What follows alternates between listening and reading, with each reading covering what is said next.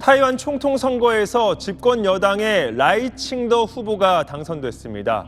중국과 갈등이 높아지면서 위기감이 높은 상황에서도 타이완 국민들이 미국을 선택했다는 분석이 나옵니다. 선거 결과에 반감을 드러내고 있는 중국이 이제 어떻게 나올지 주목됩니다. 타이완 타이베이에서 권난 특파원입니다.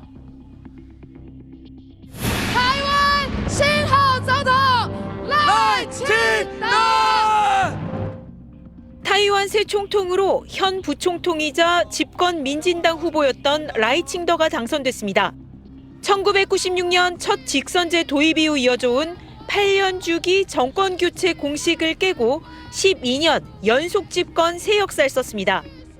라이 당선인은 558만여 표, 40%의 득표율로 개표 4시간 만에 당선이 확정됐습니다. 제1야당 국민당 허우유이 후보는 466만여 표, 득표율 33.4%로 2위에 머물렀습니다. 민주대 독재를 강조한 라이 당선인이 평화대 전쟁을 내세운 허우유이 후보를 이긴 건 중국에 대한 거부감이 전쟁 위기감을 누른 결과로 풀이됩니다. 和威权之间，我们选择站在民主这一边。中华民国台湾会继续和国际民主盟友并肩同行。 다만 4년 전 차이잉원 현 총통이 받았던 57% 압도적 득표율에 한참 못 미치는 데다가 총통 선거와 동시에 치러진 우리 국회의원격인 입법위원 선거에선 과반 의석을 차지하지 못했습니다. 제1, 2 야당을 합친 득표율은 60%, 민진당 독립 성향에 따른 양안 관계 불안감은 여전하다는 방증입니다. 이를 의식한 듯 중국은 즉각 민진당의 승리를 깎아내렸습니다. 民进党并不能代表岛内主流民意，台湾是中国的台湾。 미국은 라이 후보 당선에 환영의 뜻을 밝히면서도 바이든 대통령이 타이완 독립을 지지하지 않는다며 상황 관리에 나섰습니다. 타이베이에서 SBS 권란입니다. 아프리카 순방 중인 왕이 중국 외교부장은 기자의 질문을 기다렸다는 듯 강경 발언을 쏟아냈습니다.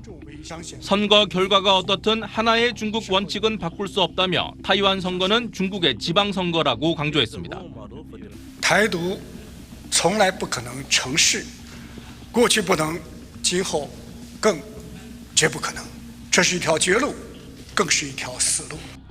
친미 반중 성향 라이칭더 민진당 후보의 당선이 타이완 주류 민의를 반영하지 않는다는 기존 입장보다 압박 수위를 한층 끌어올린 겁니다. 침묵하던 관영 매체들도 일제히 경제, 군사, 외교 등 전방위 압력을 가할 것이라고 포문을 열었습니다. 당장 태평양의 섬나라 나우루가 타이완과 단교를 선언해 타이완의 수교국은 12개국으로 줄었습니다. 中方对瑙鲁政府决定表示赞赏和欢迎。世界上只有一个中国。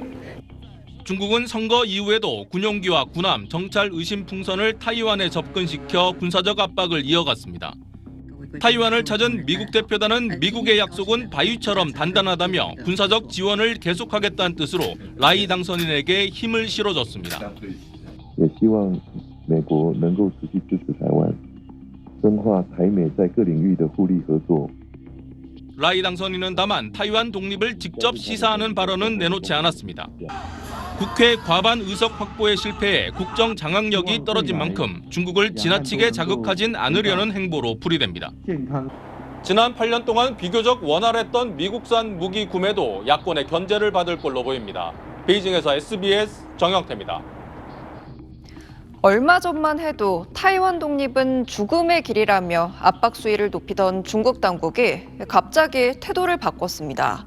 무력 통일이 아닌 평화 통일을 강조한 건데요. 어떤 이유에선지 베이징 정영태 특파원이 보도합니다. 타이완 민진당의 대선 승리 후 중국 내에선 이젠 무력 통일뿐이란 주장을 담은 영상들이 인기를 끌고 있습니다. 1个星期甚至半个月、1个月之内把它打下来。 把台军全部收拾掉，把台独分子全部抓起来，能实现当然最好不过了。 반중 독립 성향인 민진당의 12년 연속 집권에 젊은 층일수록 중국 본토와의 민족적 일체감도 줄면서 평화 통일 가능성은 사라졌다는 겁니다.